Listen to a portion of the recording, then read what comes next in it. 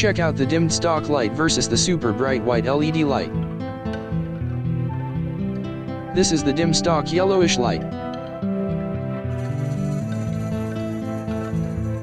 Use a prier tool to pry the light casing from the front to release the catch. Next, disconnect the connector to the light.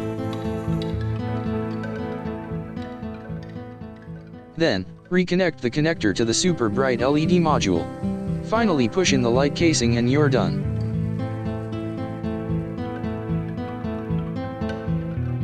Check out the lighting effects during the night. Thanks for watching.